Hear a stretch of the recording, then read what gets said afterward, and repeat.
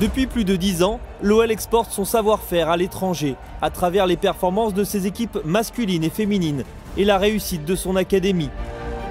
Le club compte également de nombreux partenaires, en Chine, à Pékin et à Shanghai notamment, au Sénégal, dans le club du Dakar Sacré-Cœur, au Liban, à l'Atlético SC de Beyrouth, au Vietnam, avec la fédération de football d'Ho Chi Minh Ville, et en Corée du Sud, avec Jeonbuk Hyundai Motors FC.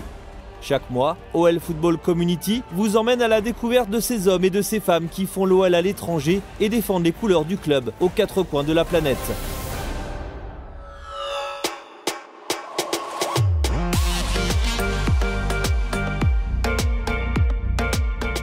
Pour ce 4e numéro de la saison, direction le Sénégal et sa capitale Dakar, où une délégation lyonnaise s'est déplacée début décembre.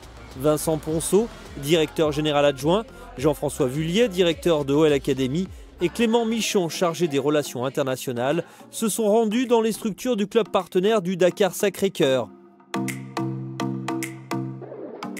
Ce voyage, très attendu, a été l'occasion de prolonger jusqu'en 2021 le partenariat entre les deux clubs, débuté il y a maintenant 13 ans. On se réengage jusqu'au 30 juin 2021. Mais bon, dans notre esprit, ça pourrait être sur du plus long terme encore, à partir du moment où les conditions que j'ai évoquées, et notamment l'engagement citoyen et sociétal de Dakar Sacré-Cœur est respecté. Pour nous déjà, Dakar Sacré-Cœur, c'est une marque de confiance d'un partenaire, on en a parlé depuis hier, qui a une très grande crédibilité. DSC essaye, derrière un partenaire aussi solide, aussi ambitieux, de petit à petit bâtir son chemin.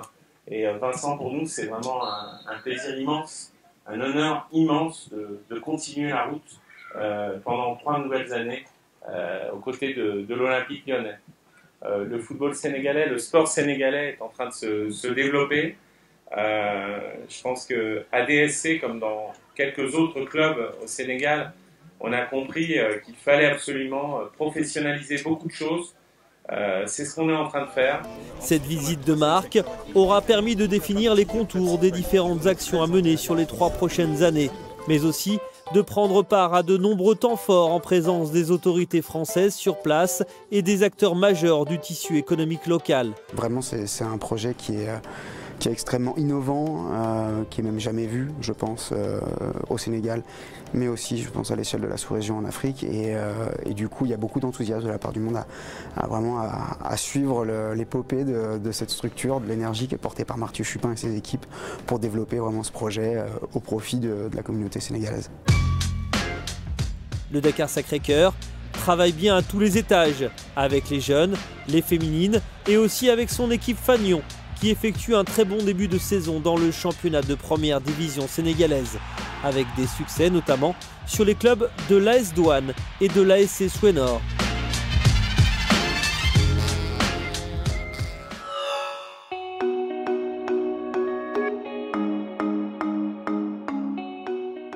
Direction à présent le Vietnam pour prendre des nouvelles de Julien Négri, détaché par l'OL jusqu'en 2020 auprès de la fédération de football d'Ho Chi Minh Ville.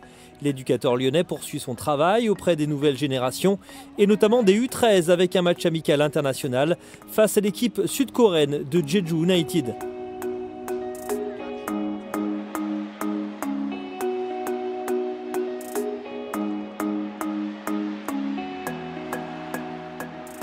Ce match avait été précédé de la célébration des 5 ans du développement du football dans les écoles avec plus de 1200 enfants réunis. Les éducateurs de la fédération de football d'Ho Chi Minh Ville étaient chargés d'animer les ateliers football avec la remise de récompenses aux jeunes joueurs. Des enfants qui poursuivent leur progression en profitant de la méthode mise en place par Julien Négri. Được tập luyện bóng đá ở đây thì con thấy con tiến bộ hơn rất nhiều và cách giảng dạy của các huấn luyện viên thì cũng rất tốt, đúng cách của một huấn luyện viên châu Âu. Thời gian vừa qua thì con thấy khả năng của con được tăng lên rất nhiều. La fédération d'Ho Chi Minh Ville travaille également pour améliorer ses infrastructures. Elle vient de conclure un partenariat avec une société thaïlandaise qui lui permettra d'ici 3 mois d'équiper son stade d'une pelouse digne des plus grands clubs européens.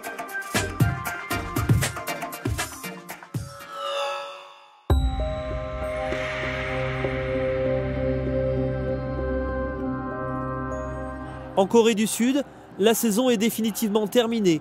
Le club partenaire de l'Olympique Lyonnais, Cheonbuk Hyundai Motors FC, a remporté haut la main le titre de champion de K-League. La dernière journée, face au Jeonnam, a été marquée par les adieux émouvants de l'entraîneur Choi Kang-hee. Le technicien coréen quitte le club sur une très belle saison marquée également par un quart de finale d'Asian Champions League. Cheonbuk Hyundai Motors FC retrouvera la compétition en mars prochain avec un nouvel entraîneur, José Moraes, un proche de José Mourinho, qui a évolué aux côtés du Special One au Real Madrid, à Chelsea et à Manchester United.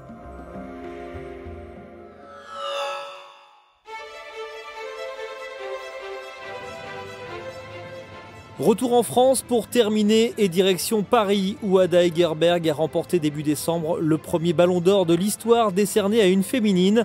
Un trophée qui vient récompenser le talent de la Norvégienne et ses performances à la pointe de l'attaque de l'Olympique Lyonnais dans le championnat de France et en Ligue des Champions. C'est un jour magique, donc je pense que c'est une grande journée pour moi, mais aussi le club, l'Olympique Lyonnais, l'équipe et les foot féminins.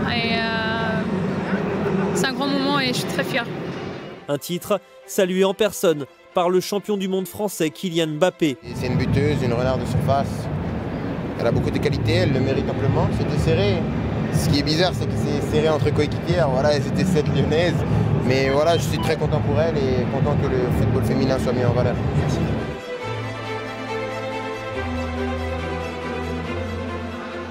Ada Hegerberg est venue présenter son ballon d'or au public du Groupama Stadium de Dessine lors de la rencontre de championnat de France entre l'Olympique Lyonnais et le Stade Rennais.